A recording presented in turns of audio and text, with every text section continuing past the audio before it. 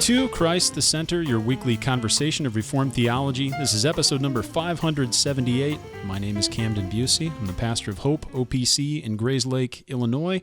We're back with another episode. We've had one every Friday for almost 11 years. The anniversary's coming up, Jeff. Let me introduce to you one of the brothers who was on one of those first episodes, one of the co-founders of Reform Forum, even before it was Reform Forum.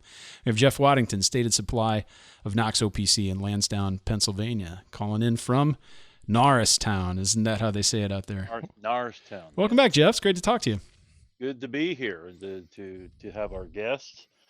Before we go any further, I just wanted to plug this book that Karl co-authored with Robert Kolb. Yeah.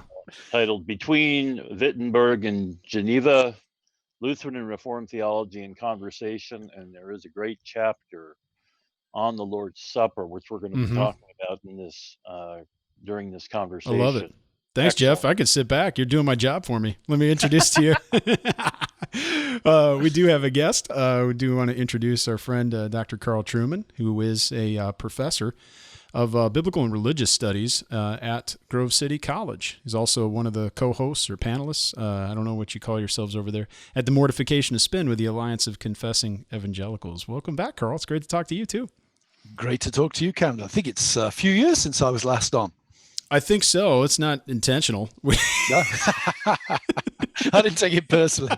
But we met up in that little room above what was the bookstore at Westminster, I think. Oh, no. You've been on. I think if I'm not mistaken, the last time we spoke to you perhaps was when we talked about Luther on the Christian Life. So that was over the internet. But yeah, we used to have that little spot. We had it was kind of this arrangement at Westminster where they allowed us to use an old bookstore office on campus to record. So some of those older episodes where we had videos, the listeners and viewers can know that we moved around throughout these 11 years, and that was a good stop for us for a couple. Yeah, that was the old office for Lane and myself and a few of our other colleagues. Yeah, in the carriage house upstairs. We worked at the bookstore. That was the packing room, and I had a little office in the back in the cubby hole. I visited once when the bookstore was still up there, but then I guess some structural engineers said that you shouldn't have that many books upstairs. Yep, that's what I was told. People on the stairs. Yes. So they moved them, and they moved off campus, and now it's still off campus. But you can head on over to WTSbooks.com. You pick up a copy of that book, and Dr. Trueman, of course, an expert on history and theology of Martin Luther, and for many, many years taught church history at Westminster Theological Seminary, so we're happy to have him on today to talk about the Marburg Colloquy, a really important event in Reformation history, and it touches upon a lot of things, social issues, it touches upon political issues at the time, but perhaps most known for touching upon the doctrine of the Lord's Supper and some of the different forms of that doctrine among Protestantism. So we're going to talk about that today, but we've got a couple things to mention. As usual, I encourage you to visit us online at the website reformedforum.org. We've got some events coming up. We've been pushing it a lot lately, but Lane Tipton will be teaching a seminar, 12-lecture seminar in Wimberley, Texas, April 2nd through 4th. And the event info is all online. You can register for that today, and if you'd like to, you can stay along with us. We're going to be down there for the whole week, hanging out and learning about things and talking about Reformed theology. That's coming up really soon. We're working on the details of our theology conference in October. I know some people usually like to know about that, have a heads up on that, and especially this time of year, people might be planning vacation or time off from work. If you're not a federal employee, you need to ask for time off of work. If you are a federal employee, who knows if you'll be working by then. You can come and visit us October 11th and 12th in Grayslake, Illinois for that. We're looking forward to having people back here at Hope Presbyterian for the conference. Those are just two things coming up here at Reform Forum, and it seems like a long ways away to think about October or even perhaps April, but we all know that it'll sneak up on us sooner than later. So all that info is online, reformedforum.org. So, gentlemen, let's get into our point of conversation today. We got some really interesting things to speak of. Dr. Trueman, who know you taught the Reformation class for a long time. I think you called it at one point Luther and some other guys. I did. That was basically how I taught it. I think it was more than 50% of the lectures, at least, were focused on Luther, but there's a reason for that. I mean, it's not, he's such a key figure, but and an early reformer thinking about all of the things with his life and how that played out. It's certainly, you can't understand the Reformation without understanding Luther. But when we're talking about the Marburg Colloquy, we almost can't just start there about the event. We need to back up. But even before we do that, could you maybe lay out the land for us and explain to us what this colloquy is, this meeting, and give us just a thumbnail sketch before we start to think about how it arose? Sure. Well, the year, it takes place in the year 1529 in the city of Marburg. 1529 is a critical year in the Reformation because after the Diet of Worms in 1521, the question of how to handle the rising Protestant movements within the empire had become a pressing one for the Holy Roman Empire, effectively the secular authority of Central Europe, we might say. And in 1526, at what's called the First Diet of Speyer, a kind of compromise had been reached that left the door open for a potential way of moving forward that might accommodate the various religious factions within the empire. In March 1529, a second diet, imperial diet, a sort of council meeting, if you like, meets in the city of Speyer and definitively closes that door in a way that puts the Lutherans in a very vulnerable position and basically puts the reformers and the Anabaptists, the reformed and the Anabaptists, right on the outside and vulnerable to persecution. In the case of the Anabaptists, the death penalty. So the Protestant situation in 1529 is pretty tense. And Philip of Hesse, the Landgrave of Hesse, a German noble, decides that it would be very useful if some kind of alliance could be forged between the Lutheran cities and states in the north and the Swiss Reformed cities and some imperial Reformed cities in the south and the west. So he calls this meeting at the castle in Marburg, where the hope is that the leading theologians of the two traditions that are represented there will find some kind of common theological ground in order to build a political alliance, a sort of mutual protective alliance to face down the potentially hostile forces of the empire. It's a little weird to us to think in those terms because by and large today, foreign policy doesn't rest upon theological agreement. Matters, but of course, right. in the 16th century, it's very, very important that alliances take account of theological common ground and agree to tolerate certain theological differences. It's just the way society is structured. So the Marburg Colloquy, in its primary intention, is really an attempt to forge a theological confessional basis for a kind of mutual defense league for Lutherans and Reformed. Now, when we study Ulrich Zwingli or Huldrych Zwingli, depending on which spelling you want to take, Latinized version or not, you definitely see a lot of these things at work with him too, in terms of he was seeking to find various alliances and whatnot, but he was a much more militant person, not just in terms of his affect, but actually quite literally. He died in battle and was working with mercenaries and whatnot. But I'm wondering if you could teach us a little bit about the similarities and differences between these Germanic lands and what was going on in Switzerland. And in Switzerland, you have the different cantons, and some of them are Catholic, some of them are Reformed, Protestant, and then in the Germanic areas where Luther was, clearly having Philip there was very helpful and useful to him. But we were kind of so removed from the history, we don't always understand how some of these civil authorities operated. Yes, I mean, in some ways, the differences between the Lutheran and the Reformed Reformations, the German and the Swiss Reformations, we might say. A little bit anachronistic to talk about it that way, but it's a helpful way of dividing them.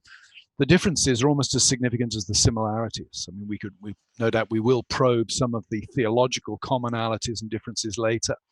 But it's very important to realize that Luther and Zwingli are operating in very, very different political contexts. Luther is operating in a kind of medieval, feudal type noble context where really the prince of the territory, the senior nobleman, essentially calls the shots. Now, of course, no nobleman has absolute power. There's always negotiation that's going on with various stakeholders. But essentially, the prince calls the shots and sets the agenda. And in practice, for Luther, this meant that he was very much dependent upon the prince's take on things, and he exerted very, very little what we might now call direct political power. Clearly, he had huge influence. He was an iconic figure, we would say today. He exerted tremendous influence on the popular imagination, but he didn't have much formal political power. Zwingli, on the other hand, is very significant, not only church-wise, but also politically. His territory is the city of Zurich. Zurich is an independent city. So it's a city that's not part of the Holy Roman Empire. It's not directly beholden to the policies of the emperor, though clearly the emperor has an interest in what's going on in Zurich because he doesn't want it becoming a center that might lead to the destabilization of imperial territories. And it's also governed by town council. Now, again, we shouldn't think of a town council as being as democratic as say we have today. Mm-hmm. Incidentally, I think Switzerland only gave women the vote in the 1970s. So we definitely don't want to think about modern democracy in 16th century Switzerland. Yeah. But the town council was elected and enjoyed direct power. And Zwingli was initially in Zurich. He's the minister of the great minster in Zurich. And then in the early 1520s, he moves to being effectively chaplain at large for the town council. So you have a situation in Zurich where the civil authorities and the religious authorities, we might say, are hopelessly confused, looking at it from a kind of American First Amendment kind of framework. But perhaps a better way of putting it is they work hand in glove. And Zwingli has tremendous direct political power in a way that Luther does not enjoy. And that also tracks, I think, into a deeper and perhaps less easy to define cultural difference between the two men. And that is, Zwingli is very much a man of the emerging modern age. He's a man of the city. He's a man where trade, social mobility, these kind of things are becoming significant factors in the way people think about themselves. Luther, I think you sat in on my Reformation classes, Camden. I would say Luther was in many ways the last man of the Middle Ages. His calling is that of a monk. He comes to Reformation in middle age. He really sees the world in the rather more fixed and hierarchical way than Zwingli would. So there are very significant political and cultural differences between the two men, primarily grounded in their different geographical contexts. Yeah, that makes perfect sense. It's interesting to study and look more at Zwingli, and I wonder about just his personal, his personality, his constitution, and whatnot. And it seems as if, at this era in 1529, he recognized that there was some need to have some sort of an alliance because they were being, in essence, the Reformed people in the Catholic cantons were being barred from worshiping in the way that they thought was according to Scripture. And he wanted to do something about it and tried to form an alliance. And he had some varying degrees of success, but eventually, he was able to negotiate or work out a combined force, or Zurich was at least able to go forward and fight against the Catholics. And then the Austrians, whom the Catholics had formed an alliance with, bailed on them, and they lost this battle, which was, I guess, known as the First War of Kappel. That came back, it seems, to bite Zwingli in the end, because did he not die at the Second War of Kappel? He did. And the same thing happened. He thought that he had, or was trying to work out these alliances, but in the end, it was unsuccessful. But he was it seemed as if so gung-ho or zealous that he was going into fight maybe when he didn't have the necessary resources to be successful.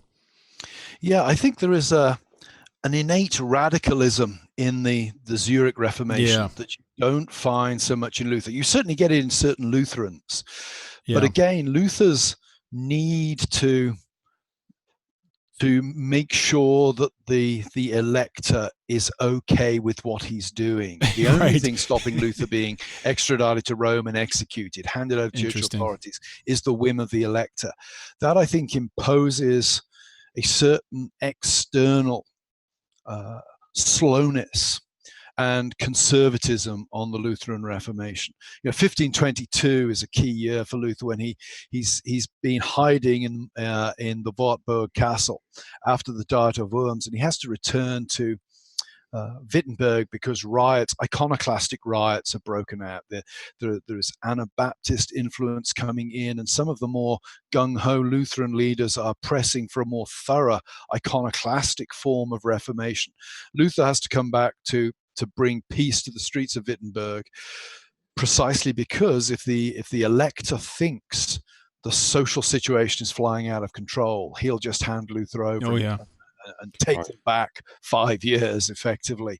So there's a conservatism there. I also think that the two men, Zwingli, again, as a man of the modern age, is probably just a more iconoclastic personality because of the urban context in which he lives. Interesting. Luther is, as I say, more of a medieval man. His writings on vocation are very, very conservative in many ways. It's kind of wild to think about Luther as the conservative guy, because we tend to kind of latch on to his bombastic statements and his big personality. But it seems as if he did think of Zwingli in a certain way. McCulloch, at least, kind of indicates that Luther might have thought of Zwingli and his ilk as a Schwärmer, or more in line with the Zwickau prophets or somebody like Thomas Münster. Yeah, no doubt that's the case with Luther. I think that I used to use this analogy in class, going back to the troubles in Northern Ireland. That in Northern Ireland, you have the terrorist group, the IRA, blowing up shopping malls, maiming and killing people. And you have Sinn Féin, you've got the IRA with their balaclavas, and you've got the Sinn Féin leaders with their Armani suits, appearing on television and presenting the political wing of things.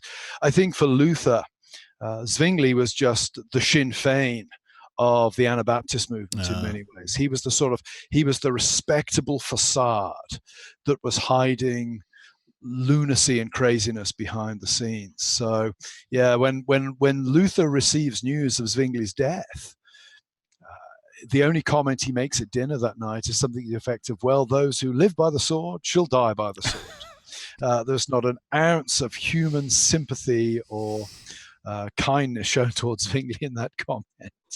And they almost, I guess we'll get to it when they debate, but it seems that at a few points he almost brought Zwingli to tears in their arguments.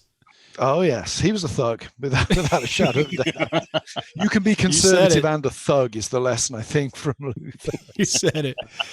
Oh, so tell us more about Philip, Landgrave Philip I of Hesse, and about his kind of protection of Luther, if we can call it that, but and his real motivation here, as this colloquy is called, and it was called at his castle, was it not? Yes, and I think Philip is one of the sort of the tragically conflicted figures of the Reformation.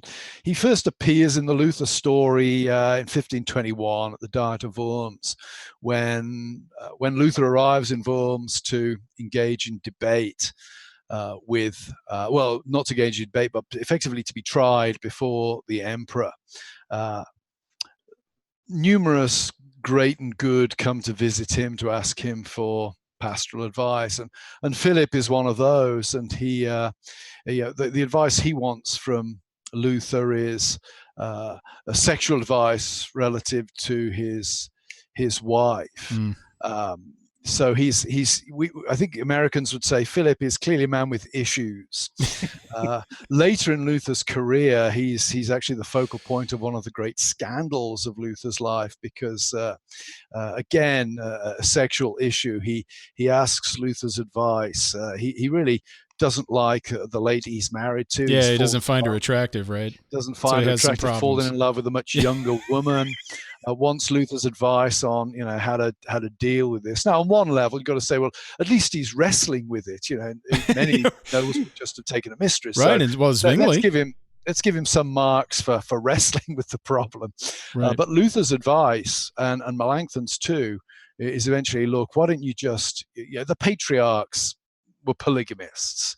Just marry a second wife, but don't tell anybody about it, and definitely don't tell anybody that we've given you this advice. Yeah. Well, 3 men can keep a secret if 2 of them are dead, and that story is just too good. So that gets out and actually becomes part of the Catholic. Oh yeah, the rhetoric standard trope that the Reformation is all about sexual license. So that happened was Zwingli too, a little bit. I mean, he had a scandal when he was younger, but it turned out the woman is a harlot and she had seduced many people. But his competitor, I guess the other guy up for the job, I think at Grossmünster, had like 5 affairs. So I mean, concubinage was routinely tolerated in the Middle Ages. Yeah. Before we're too hard on these guys, there's a sense in which in an era with very limited contraceptive technology, it was much harder to get away with. I'm not sure we're any better today. It's just that people are able to get away. People are able to hide their indiscretions, their sins. Yeah. So, but Philip, eventually he's part of the Small Catechism League, which is formed in the early 1530s. It is the Lutheran Mutual Defense Alliance, which is essentially smashed to pieces in 1547, a year after the death of Luther, and Philip spends some time in prison at the emperor's pleasure after that. So Philip is, I think he's a tormented character, but he is probably the biggest and most imaginative Lutheran political figure, if you like, of the 1520s and 30s. And the Small Catechism League is no mean achievement. It protects Lutheranism for 15, 16 years, right up until the death of Luther himself. Jeff, you want to jump in? You got any questions? Well, I'm enjoying this. Me too. I was just reminded that you think about the advice that was offered to Philip. It just reminded me of the advice that the Archbishop of Canterbury, Cranmer, had offered to Henry VIII. So all of these gentlemen, church leaders are put in rather awkward situations because of their context, situations that I suppose we're thankful we're not in. It's a different world altogether. And as you've said, Karl, history is a foreign country. But it's good to know this, because theology is not detached from real life, right? You said, and so when we look at the issue of the Lord's Supper, this is part and parcel of the Christian life in Europe at this point, an integral part. Mm-hmm. Yeah. So, speaking then more on the theological side of the Marburg Colloquy, it's interesting to note of how really in some ways seminal the documents or the agreements were coming out of this. I believe there are 13 points of doctrine that Zwingli and Luther were able to agree upon. Butzer was very much involved in this, the supreme ecumenist, trying to get these two brothers on board. But what were some of the issues coming in that might have presented, differences starting out? What are some of the theological reasons that gave rise to the need for a Marburg Colloquy?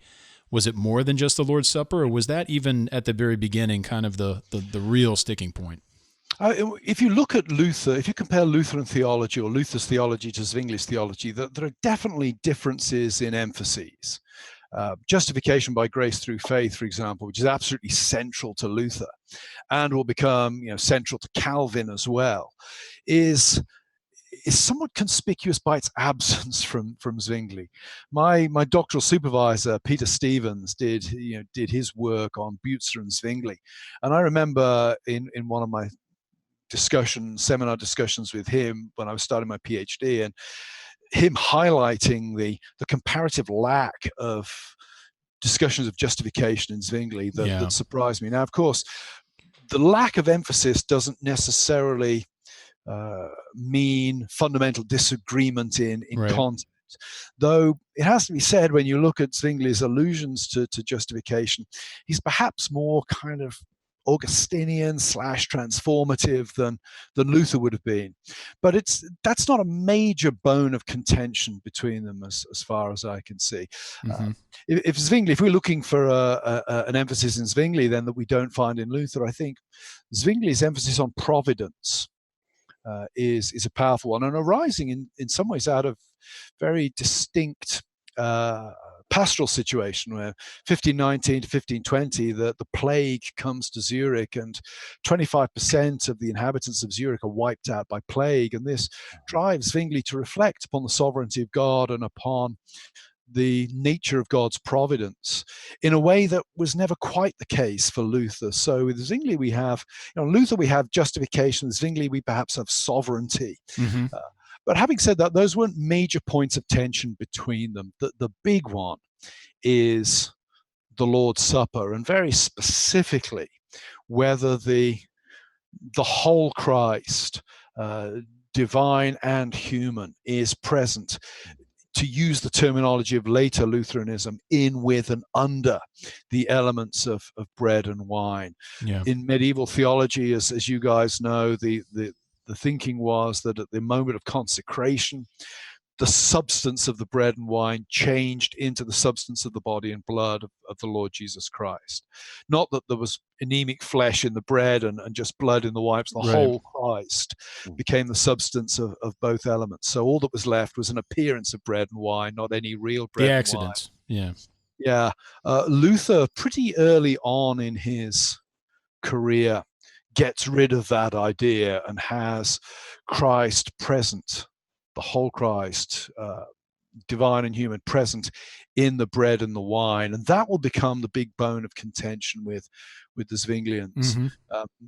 The way that becomes so is a somewhat convoluted story, but really goes to the heart of why Marburg becomes such a big deal and divides Lutheran and Reformed. In fact, Jeff very kindly did a plug for the book I did with my good pal Bob Kolb, and when the book came out, around about the time the book came out, I remember having dinner with Bob. I think we were down at Baylor University together, speaking at a conference, and we were having dinner or lunch together, and he made the comment that he expected to be beaten up in some conservative Lutheran quarters, metaphorically speaking, for even writing a book like that with a Reformed person. And yeah, I'm seeing that. Well, certainly in the Wisconsin evangelical Lutherans. And on the conservative wing of the Missouri Synod. Whereas as a Reformed guy, it never crossed my mind that any Reformed person would. They might say to me, this was a pointless exercise, perhaps, but I didn't think that anyone would see it as an exercise involving a fundamental compromise of the gospel. Right. Yeah. So it's really the crypto Lutheran. Yeah, and there's a long way between the Luther of 1519, 1520 and the Luther of 1529 that explains exactly why the stakes get so high in 1529. Well, feel free to draw some of that out. We'd love to hear more. If there's ever a place to do that, it would be on this program. Right. Actually, I've run out of time. I'm going to have to leave you. Well, at least some of the high points, we can know where to go to read and study more. We need to go back, first of all, to Luther's own early Reformation theology, say 1515 to 1520, where most people, if you ask them what's the breakthrough, would say justification by grace through faith. That crystallizes the breakthrough, and that's certainly true. But another aspect of that is that Luther became convinced that the answer to his question, where can I find a gracious God, is found in the flesh of the Lord Jesus Christ. Where do I go to find God gracious to me? For Luther, that has to have an incarnational answer. I have to come across God manifest in the flesh. To the point he'll say at times later in his career, don't show me God without showing me the flesh. Because the God outside the flesh is the scary God of judgment. It's only, to use somewhat rhetorical language, it's only God, as God has made himself small and weak in the incarnation, that I can approach him. Is that where we see then, crystallize the theology of the cross in him? Yeah. 1518 at Heidelberg, when Luther articulates this the so-called theology of the cross, yes, this is the idea underlying it. You see it in the aesthetics of Lutheran churches. When you go into Lutheran churches, the crucifixes are not there for you to worship them so much as they are to remind you that God became small and died for you in the flesh of the Lord Jesus Christ. So hold that in mind. Luther, right from the get-go in the Reformation, has what we might describe as an almost pathological concern for finding the incarnation. When you proclaim the word, you've got to point people to the incarnate Christ. When you administer the sacraments, the incarnate Christ has got to be there for them to be gospel ordinances. The famous painting of Luther preaching, where he's standing in the pulpit and his hand is on the Bible, it's the word, and his finger is extended, pointing to the crucified Christ. That is, for Luther, the pastor's task in pictorial form. You preach the word to point to the broken flesh of Christ in the incarnation, to point people to God as gracious. So then when you look at Luther's early writings on the Lord's Supper, what's interesting is he takes the presence of Christ's flesh for granted. His criticism in 1520 of transubstantiation is not that it makes the flesh and blood of Christ present. It's that it gets rid of the bread and the wine. He said, this is exegetically unsustainable. Jesus said, this bread is my body. Yeah. The bread's got to be there if Jesus is saying this is bread. If he's predicating breadness of this thing, the bread has got to be there. So really we have a situation where the bread's there, the wine's there, but mysteriously the flesh and blood of Christ are there as well. So that's all well and good at that point. 1521, 1522, he's away in the Marburg, so many castles involved. Wartburg. In the Wartburg castle, thank you. And the leadership of the Lutheran Reformation in Wittenberg passes to a number of other younger guys, and also his colleague, a man called Andreas Bodenstein von Karlstadt. In the early stage of the Reformation, it's arguable that Karlstadt is almost senior to Luther. Certainly they're kind of sort of equals. They both go to Leipzig to debate John Eck in 1519. Luther, I think, was destined to be the greater of the two because he was just a better operator. Karlstadt is somewhat long-winded and not the smartest. Kind of alienated people too, didn't he? Yeah, he was not a. Yeah, I mean, he was the classic talented guy whose people skills and ability to judge situations was going to prevent him from realizing his full potential. I see. Karlstadt takes over the Reformation in Luther's absence and really implements these quite radical reforms. Iconoclasm comes in. He himself starts dressing as a peasant, administering the Mass in a plain robe. And he introduces this new understanding of the words of institution. It's not unprecedented. It's new to Wittenberg. It's not unprecedented in the medieval period, but it's new to Wittenberg, where he takes the sentence, "This is my body," as Christ referring to his physical body, and then do this, i.e. have the bread and the wine in remembrance of me, is referring to the bread and wine. So he really eliminates any need for any notion of presence, and this symbolic understanding is anathema to Luther. It's anathema theologically because suddenly that which Luther thinks needs to be there, the body and blood of the Lord Jesus Christ, is gone. But secondly, and I think critically for understanding relations with Zwingli, it links in Luther's mind the idea of symbolic presence or talking about the Spirit all the time, which Karlstadt and his buddies did, and spiritual presence with craziness. This goes to what I said earlier about this is why Luther regards Zwingli as the polite face of psychotic revolutionary nutcases. The Schwärmer or whatever that. Yeah, that the word. Schwärmer, the swarms. Yeah. You know, the idea is the bees, the crow. And ever after, when Luther, we would say today, Luther gets kind of triggered by language of spiritual presence or the Spirit. To thinking of the craziness. He needed a trigger warning? Is that what you could have done with trigger warnings? Yeah.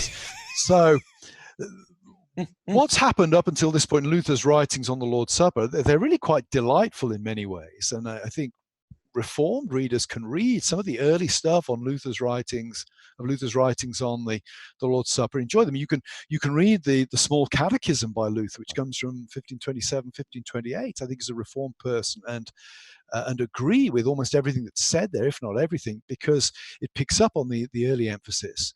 Luther's early emphasis was all on promise. He took the presence for granted. It wasn't an issue. He didn't have to argue for that. So he could focus on the Lord's Supper as we would say as Reformed believers, sealing the promise on the heart. The Lord's Supper is something that presses the gospel home in physical form on us. So when I read early Reformation Luther on the Mass, I find it to be great stuff because the accent is on promise. What happens after Karlstadt, the Karlstadt debacle, and then the emergence of Zwingli with his symbolic understanding is that Luther refocus his attention on what we might now call the metaphysics of presence, or the nature of predication in the Lord's Supper. What is meant when Christ says, "This is my body, this is my blood"? Is it, as Luther thinks, to put it somewhat crudely, a literal statement? Or is it, as Luther argues, a symbolic statement? Again, we might, as Reformed or Evangelical, step back and say, well, what's the big deal? Well, the big deal is this. For Luther, Zwingli's taken Christ out of the sacrament. Yeah. Right? He's turned the sacrament from something that does something for us, that seals the gospel on our heart, that strengthens our faith, into something we do. Either something we do as an aid memoir that casts our mind back to Calvary, or binds us together with other believers. But it's not something that God does for us anymore. It's something we do for God. And here's the twist. That makes it akin to the Mass for Luther. Right. Because for Luther, the direction in the sacrament is from God to us. What's the problem with the Mass? The priest offers the elements up to God. What's the problem with Zwingli? Zwingli's doing something for God. So the irony is that the Mass and Zwingli are, for Luther, kind of two sides of the same coin, with this one difference. If you've got to make a choice, the Mass is better, because at least they think Jesus is there. Yeah. So Zwingli is like the Mass. It's even worse than the Catholics. Only worse than the Catholics. Right. I had a little taste of this a couple of years ago when I was invited to speak at a Lutheran conference at the Concordia Seminary in Fort Wayne, where I was the only Reformed guy in this room, about 400 Lutheran pastors and theologians. And it was fascinating talking to Ron Ritgers afterwards, one of their professors of systematics, about how he was involved in ecumenical discussions with Roman Catholics in a way that he would never consider being in ecumenical discussion with the Reformed, because the issue is Christology for them. Christology relating to the Lord's Supper. That's the primary focus. So it's, the background to the colloquy is not a trivial one. It's a serious theological issue. Well, that certainly explains a lot more. Having said that, personalities play a lot into it as well, of course. Mm-hmm. But the issue is very significant. When as you describe it, Karl, I would be much more sympathetic, I think, with Luther than with Zwingli. Oddly enough, the concern that in the celebration of the Lord's Supper, it is what God is giving to us rather than what we're doing for Him. Yeah, I mean that's. And now Zwingli's emphasis was upon the absence of Christ because He's at the Father's right hand, if I understand correctly. Yeah, I mean Zwingli's argument is on one level, a Christological one with which I have tremendous sympathy in terms of what he's saying Christologically, and that is that the human flesh of Christ is spatially circumscribed. It's a body as you and I have that can only be in one place at one time, and therefore if that body is at the right hand of the Father, it cannot be on the altar, or it cannot be ubiquitous on the table. And Luther is very Luther's very interesting on Christology. I found something just recently where he's bashing away at the Council of Ephesus in 431 that he thinks concedes too much to the Nestorians. I always read Ephesus 431 as torching the Nestorians in a rather brutal way. But for Luther, 431 it's not quite. It doesn't quite get it in 431 as Luther would like. Interesting. Well, often when we're speaking of the differences of Luther and Zwingli on this issue, it can be convenient as a Reformed person, particularly as one who follows in the kind of Reformed family tree of Calvin, to say, well, you've got transubstantiation on one end with the Catholics, and you have the real presence of Christ because the elements are transubstantiated. You have the substance of Christ there through this miracle of the Mass. And then you have on the far other side Zwingli, who's a bare memorialist, and Christ isn't there in any way. But conveniently, we, the Calvinists, understand and don't fall into either of those errors. We're right in the middle with the real presence of Christ, the spiritual presence of Christ as he meets with his people and blesses them by faith. That becomes kind of a convenient dual caricature. But at the same time, well, because it is in essence kind of a caricature, kind of shortchanges the complexity, or I guess the depth of Zwingli's view. He was a memorialist of sorts, but maybe we want to say something more. You mentioned the symbolism there. He had a real sacramental notion. Yeah, I mean, first of all, I think that there isn't a Christian in this world who doesn't think that they're right in the middle, without error. To extremes, typically. The Lutherans probably see themselves as nicely placed between the Zwinglians and the Romans. I don't know. Exactly. But I think the way I would approach it, and I think this is part of what Calvin does, certainly most of the time, I mean, when he's deep in the weeds of some fairly ferocious controversies with the Lutherans, he perhaps doesn't always hold to this kind of line. But I think the key is not so much focusing on the presence initially, but focusing on the purpose. And that's why I like Luther's early writings, in a sense that the question Luther's asking there is, the question of presence is not an issue. So the question he's asking is why? Why is Christ present?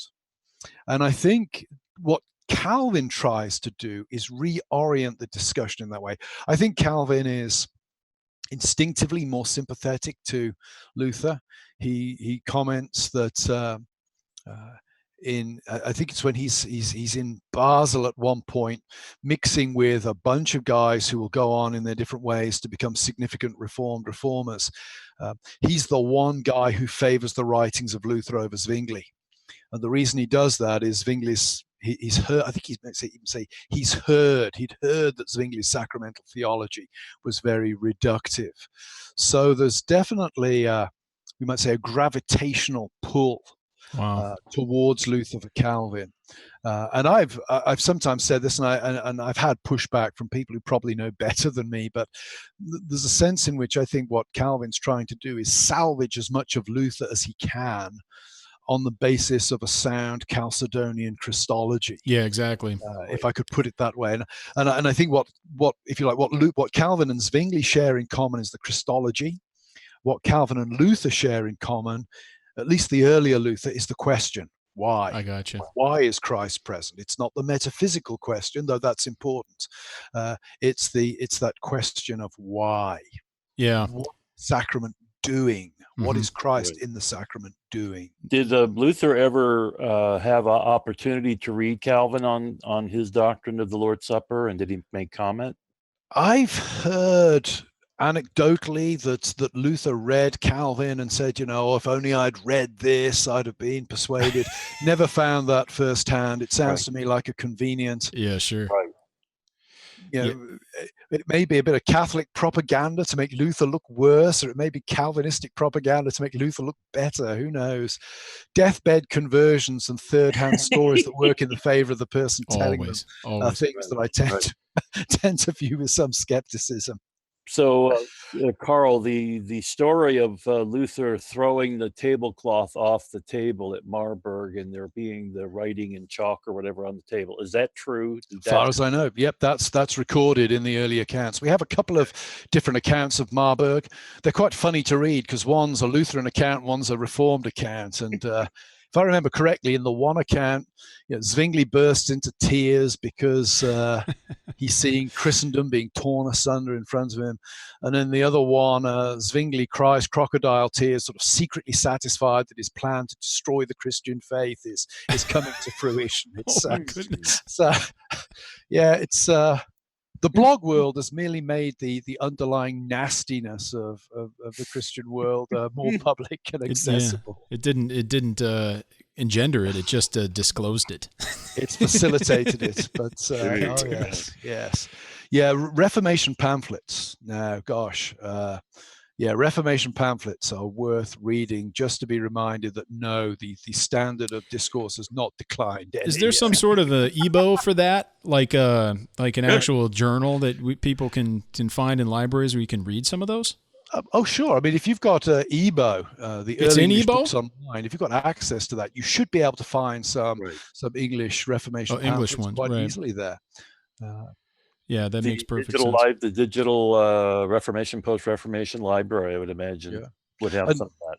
I mean, John Bale wrote some fairly, we might, almost regard them as somewhat pornographic plays to undermine his opponents, and the Roman Catholics wrote pornographic plays about Luther and his marriage. It was bad, very, very bad. It's propaganda. It's like, anyway. That's wild. I think I'll just keep my mouth shut. That's crazy. I'm guessing, that anyway. So, if you would, I'm curious to hear a little bit about Martin Butzer on some of this and some of his role, if as much as we might know.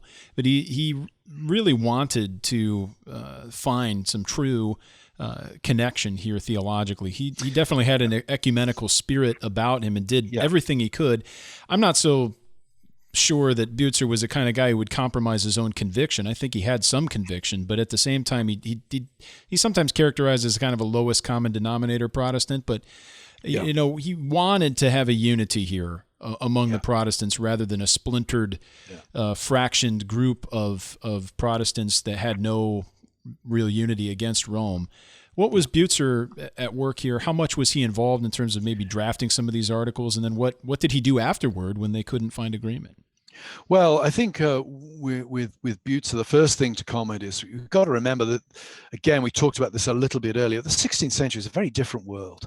And when you're looking at Luther, Butzer, Zwingli, you're looking at men who grew to adulthood in a world where it would have been conceptually impossible to imagine the church being divided. Protestantism introduces divisions in Christendom that had never been seen before, and that these men who'd grown up in the Catholic Church would have had no intellectual apparatus for handling. They were, I often wonder did Luther ever lie awake at night thinking, what have I wrought? I've shattered the church, and I have no tools for putting it back together. We've got to invent the tools as we go along. Secondly, I think the Bible puts a high premium on church unity, and for these men, that meant visible unity. That was the only unity out there. So when Butzer comes along and is this generally regarded as the most ecumenical of the reformers, I'm almost inclined to say, but we might also categorize him perhaps as the one most heartbroken by the breaking up of the institutional church. This was not an easy thing or a light thing. And I mean, I'm on record as saying this, I'll say it again, I think this is one thing we can learn from Catholics, and that is commitment to visible church unity. Well, they major on that for sure. For most people, that's local church. Yeah. Most of us would drift from one church to the other, depending on our tastes. That would have been inconceivable for Butzer. So Bucer's background is he's seeing this conflagration before his very eyes. What can he do to solve it? And he's a man who's involved in the Reformation from early on. He's at the Heidelberg Disputation. He witnesses the Heidelberg Disputation. He sees Luther in action. And then he's at Marburg. And at Marburg, he really plays the role of a kind of go-between. He's the reformer of Strasbourg. He's trying to reform the church within a city. So in some ways, he's a kind of Zwingli man. He's working in a similar context. On the other hand, he's a bit like Luther because he was a Dominican friar before he became a reformer. And he acts as something of a go-between, going between the parties and, unfortunately, declaring agreement when really agreement had only been achieved in linguistic formulation. And mission again, accomplished. I agree with you, Camden. I think he's being disingenuous there. I think he's doing what decent human beings instinctively do, and that's trying to read people in as charitable a way as possible. And trying to persuade himself that there is real and substantial agreement. I don't think he's lying or being disingenuous. And of course, I think Grayshot, if I'm getting the last name correct, in his biography of Bucer, gets this right. And he does seem to indicate that maybe, after the fallout of all this, he realized that as much as he wanted this ecumenical union, it wasn't possible. There was real difference. Yeah, real difference and real clash of personalities as well. I mean, Luther is a very, again, I've often said this in class, the thing about Luther is if he wasn't hard-nosed, he could never have survived the years 1517 to 1523. Wow. If you are hard-nosed, it means that when you're on the wrong side of a question or when you get the bit between your teeth on something, you're a hard person to shift. And Bucer just isn't. Bucer's just not that kind of man. He's a more gentle, pastoral kind of spirit. I mean, he's the man who fixes Calvin up with his wife. He's the great matchmaker of the Reformation.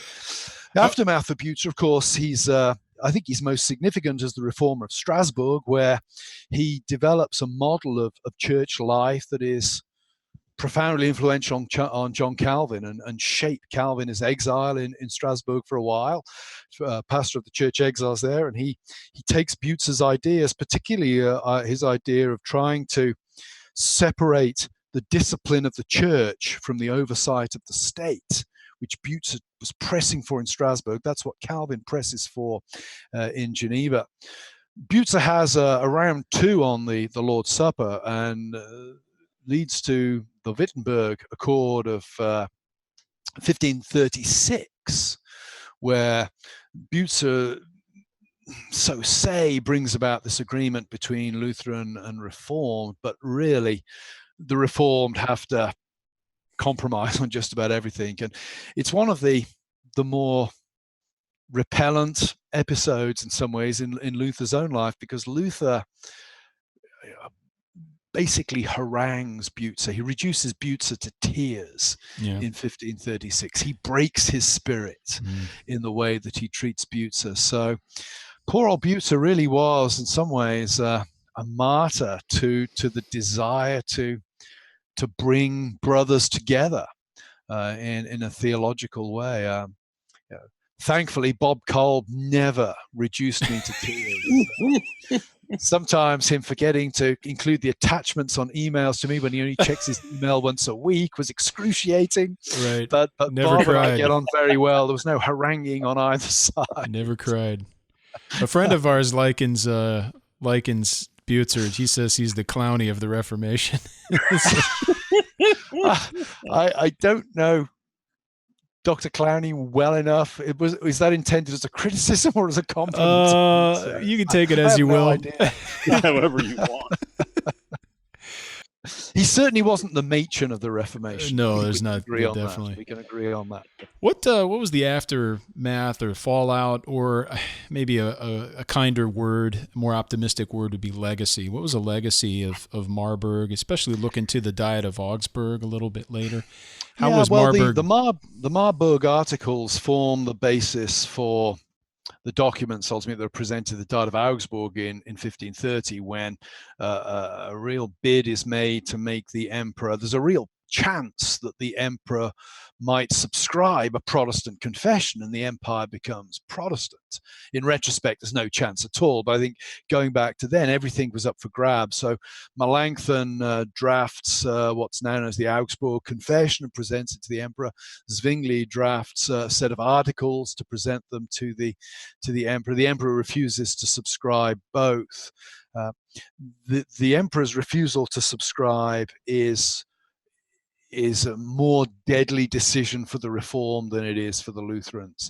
The emperor's already clearly not, he's never going to invade Wittenberg. He's not going to declare a war on one of his electors in order to deal with Luther. The emperor's policy by 1530 is clearly containment. Whatever they say about not tolerating Lutheranism, they're going to contain it as best they can. And the Lutherans really have no need. I mean, this is emerging even at Marburg, that the Lutherans have no need for Reformed support because A, they've got the emperor's number on that one, and B, they have sufficient Lutheran states and cities to stand firm to make it impossible for the emperor to want to indulge in civil war. So even though the Lutherans are rejected at Augsburg, their position is relatively secure. They form the Schmalkaldic League, which is a military political alliance for the protection of Lutherans within the empire. And it's really the Reformed who are left vulnerable. And as you outlined earlier on, Switzerland, as we now call it, effectively descends into a kind of civil war. Between the Reformed and the Catholic cantons. And although the Reformed will establish a strong presence in Bern, for example, and then if we consider it a Swiss city, but it's a kind of Swiss-French city, Geneva, it will not enjoy quite the political security that Lutherans will until the death of Luther. Everything changes when Luther dies. When the big man who's been holding them all together is off the scene, the emperor is much more confident in his ability to break the Schmalkaldic League, rightly confident in his ability to break the Schmalkaldic League. Yeah. I love that Schmalkaldic League. Sometimes people might hear that today and think that's another comic book movie or something like that. Yes. You got the Justice League, you got the Schmalkaldic League, the Avengers. It is kind of. I used to love talking about this mutual defense league. It was rather great. The Protestants all armed to defend each other against the forces. Can you imagine that today? Oh goodness. Yeah. Talk about Second Amendment rights. That's really adds something to I think it probably does happen in places like Idaho and Montana, but who knows? Oh, goodness. Jeff, you got any thoughts or follow-up questions for Dr. Trueman? Basically, what are good resources for people, a couple of books that you could recommend, Karl, for understanding the history and the theology of the Marburg Colloquy? Well, it's a good question. I think one of the issues, of course, histories tend to be partisan, and because the stakes are so high, they tend to be rather obviously partisan. I would recommend getting at it initially biographically. I think I'd always go to Roland Bainton, Here I Stand, Martin Marty's little book on Martin Luther, for the Luther side of things. I'd recommend G.R. Potter, his biography of Zwingli, for a decent account of Zwingli's life. And if you want a short summary of Zwingli's theology, there's a little book by my own doctoral supervisor who goes under the pen name of W.P. Stevens. I think Zwingli's Theology, which is a short version of his bigger book, is a nice summary of Zwingli's theology as a whole. Of course, there's the Karl Truman book you've mentioned that has a chapter that we both wrote together that lays out the differences. Then I think go to the primary texts. I think for Luther, read the Catechism. The large Catechism is good as a way of getting into Luther's theology. Early Luther's thinking on the Lord's Supper, I think the Babylonian captivity of the church has a great section there, or on the Holy Mass, a treatise on the Mass, which is the New Testament. That's a good work as well.